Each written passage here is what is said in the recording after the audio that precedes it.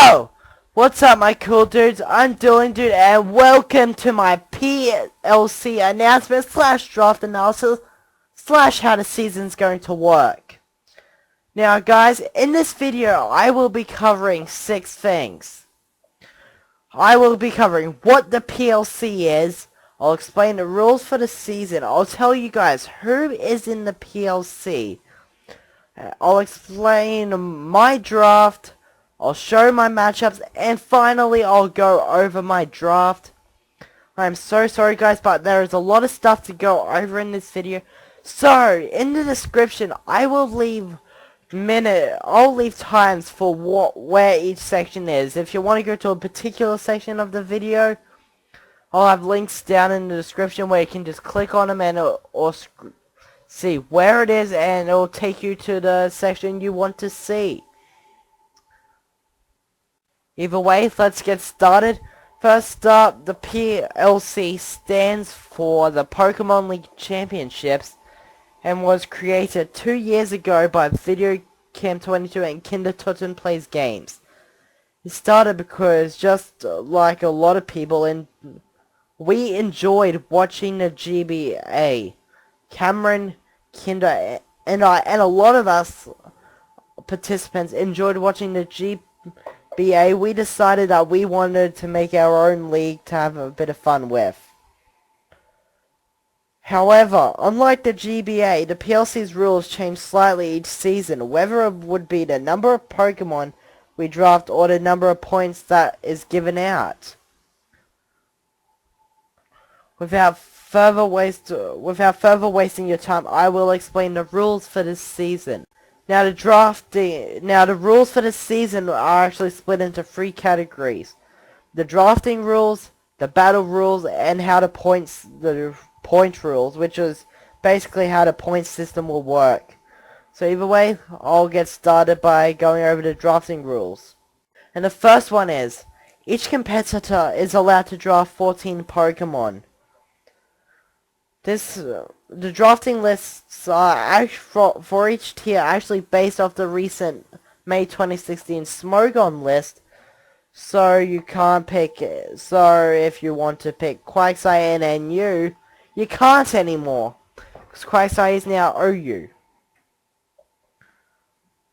Anyway, participants were allowed to draft a maximum of 2 OU Pokemon, 2 UU Pokemon, 2 RU Pokemon, 1 Mega Pokemon, 3 NU Pokemon, 1 Mega Pokemon, and 4 spares.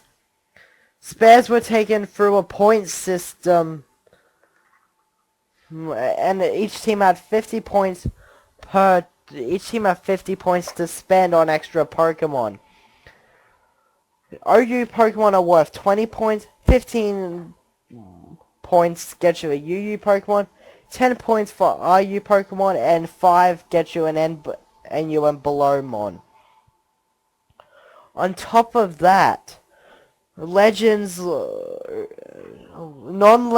Ubers are allowed, which includes Aegislash, Protein Greninja, Speed Boost Blaziken, Mega Gengar, Mega Kangaskhan, Aegislash, all of them. No Kyogres, no Groudons, no Rayquazas. Non-Uber Legends are allowed, but Uber Legends are banned. Okay guys, it is time to go on to the, not the drafting rules, we just did that, the battling rules. And there are only 2 simple rules to this. 1, you must Mega Evolve your Pokemon if you're going to leave it in for that turn. 2, have fun. This is going to be competitive, but just have fun with it. I know from previous experiences in the PLC, I have had so much fun playing it, battling people. It has just been a blast. And the final lot of rules we are going to be talking about is how the points are going to be spread out across the PLC.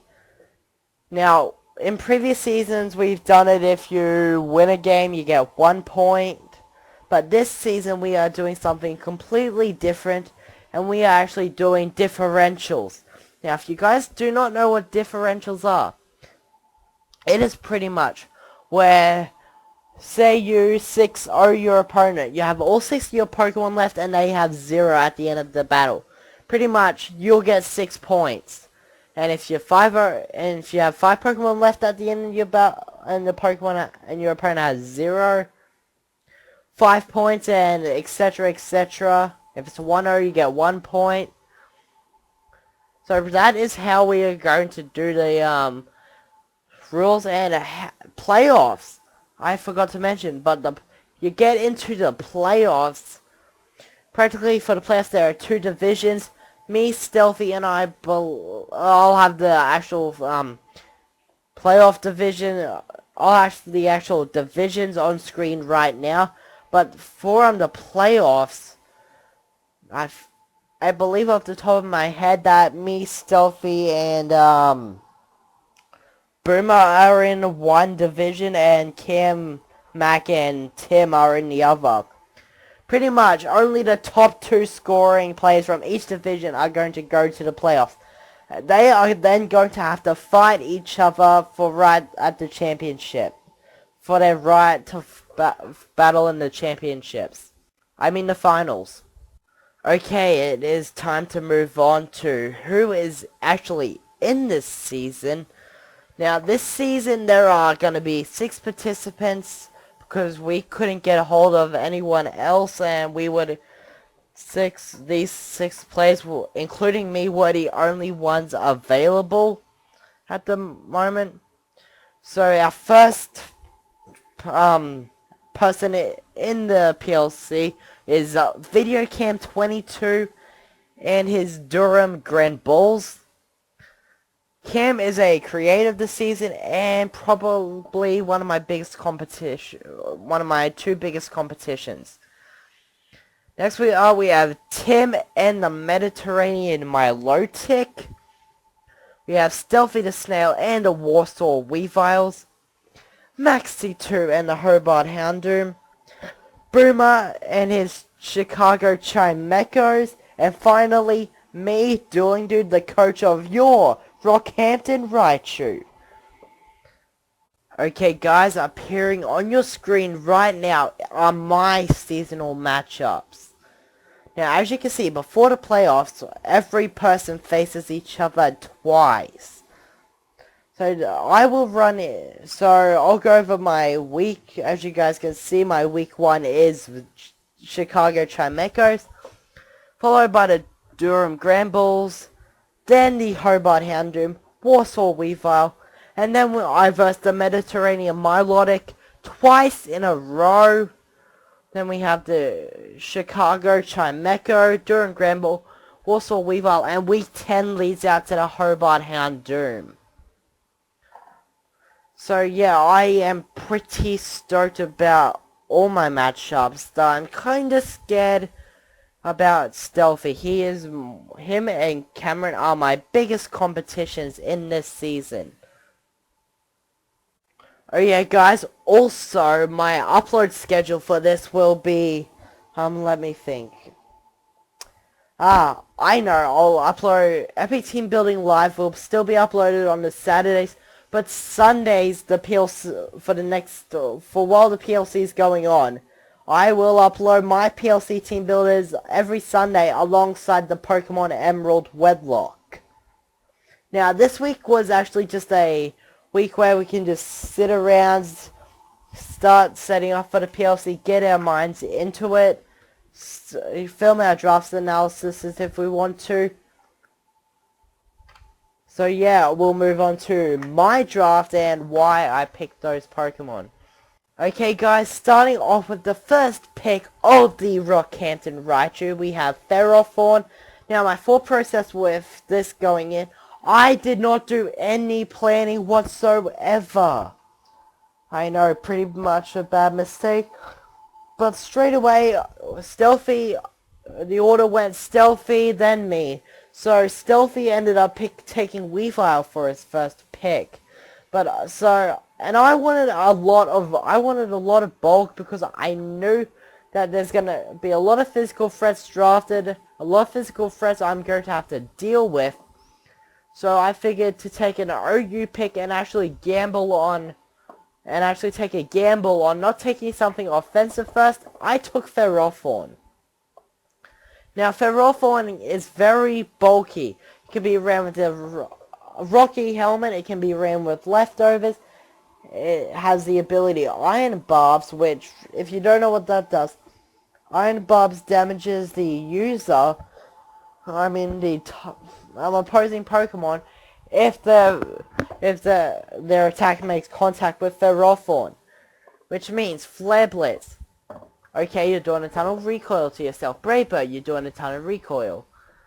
And on top of that, Ferrothorn is only weak to fire, which made my next pick really narrow down my next pick.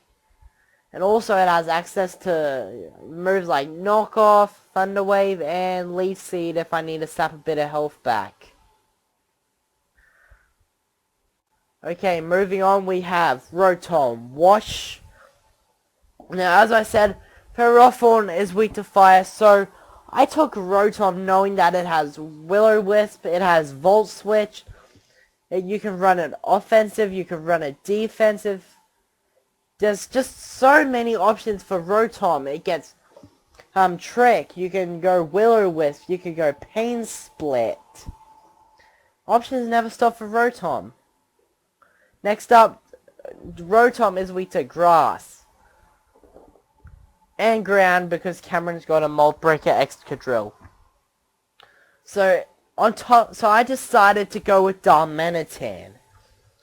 Darmanitan is probably one of the biggest counters in my draft to Stealthy's Weavile. Only second to my Mega, which is coming up later on. It also has access to U-turn, so if I want to do a bit of Volt Turn action with Rotom Wash, it is totally viable. It has the ability Sheer Force, which Sheer Force increases the damage of the Pokemon's move that has a secondary effect, but it negates that effect. So Flare Blitz has a chance to burn, Flare Blitz will get powered up. Stone Edge has a chance to crit, Stone Edge has a chance to crit, that won't happen, yeah. Okay, next Pokemon, I actually need, at this point, I was thinking, okay, I need a, Darmanitan's weak to water, Ice resists water, and I wanted another offensive mon, and I also wanted a grass type, no, not grass type, a ghost type Pokemon to help me out.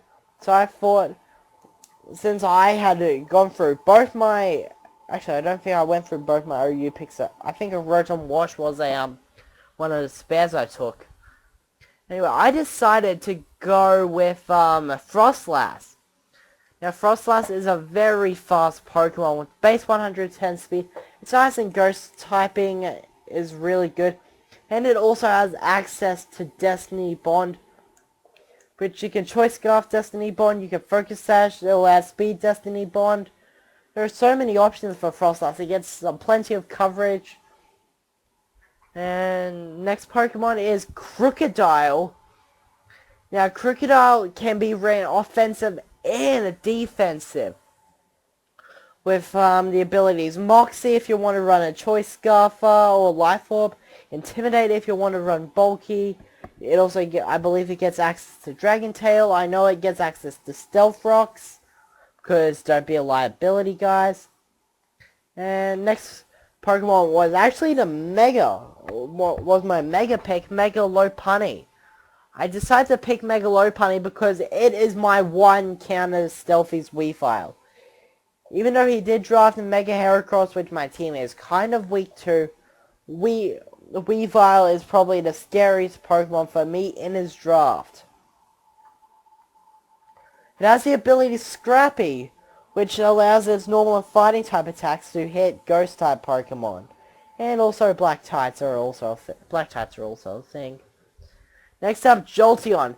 The Jolteon is the fastest, second fastest Pokemon in the PLC, only naturally outsped by Cameron's Acelgor. It also has access to Heal Bell. Mesprit. Okay, I needed a Psychic type by this point because I'm pretty sure there were a lot of, pretty sure, Cameron picked Scolipede at this point, so I figured, I need a Psychic even though Scolipede is a bug type, Mesprit's got decent defenses. You'll be able to at least take one hit. And it also has access to, actually, that's what I needed for. I needed a Levitator at this point, because Jolteon is weak to ground. And I already had Rotom, but since Rotom is weak to ground when it under Mold Breaker, I needed another Pokemon with Mold Breaker, so Mesprit was the Pokemon I chose. It can be ran offensive and defensive. It has access to Stealth Rock, so why not? Tyranitar has a base 143 attack, means it can be run bulky, and I can save wasting EVs. An EV spread anywhere. I could probably run this physically defensive if I really want to. It would still hit hard because of its base 134 attack. It adds a bit more dark type. It adds dark and rock type coverage to my draft. A stab coverage to my draft, which I was missing at this point. Well, not dark. And it's another Stealth Rocker. Next, I had Exploud. I needed a special Pokemon that can hit through substitutes. And Exploud was the perfect pick because its move, Boom Burst, destroys substitute. It literally goes past substitute. Substitute ain't a thing with a boom bursting Exploud. It also has the ability Scrappy like Mega Lopunny, so it's hitting those ghost types. And Exploud's natural bulk is awesome. Oh, and don't forget about the amazing amount of coverage this Pokemon gets. It is absolutely phenomenal. Next up, Magmortar. This is probably my most questionable pick. But I needed a specially offensive fire type, and since I didn't have any hazes yet, I didn't have anything to get rid of setup sweepers, so I figured, heck, I need a Pokemon that has the move Clear Smog. And down here there wasn't many options. There was Weezing, which I could have gone, but I used Weezing last season, so I figured probably not a good idea. But looking at my choice, I kind of wish I had gone Weezing. But anyway, we have Clear Smog. Magmortar gets Clear Smog. And it gets Thunderbolt. And it also gets Lava Plume, which is a really strong fire attack. Next up, we have Tyrantrum. Now, Tyrantrum, I believe, since making this video, is getting suspect tested in RU. I'm so glad I drafted this thing because at this stage I was trying to think of, I needed a Dragon Fairy and a Steel type. I missed getting a Fairy type, but I got a Dragon and a Steel type Pokemon, and Tyrantrum is awesome. It can make use out of both of its abilities. I want to run the Elemental Fangs, I can give it Strong Jaw.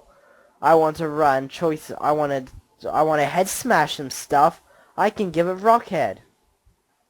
Making Tyrantrum a very, very viable pick for my draft. Next up, Frogadier. I could not draft Greninja at this point because this was in the spares. I had no points left to draft Greninja. Its protein ability makes it so all moves are same type attack bonus. And besides, it's a Ninja Frog. Them turtles better move over.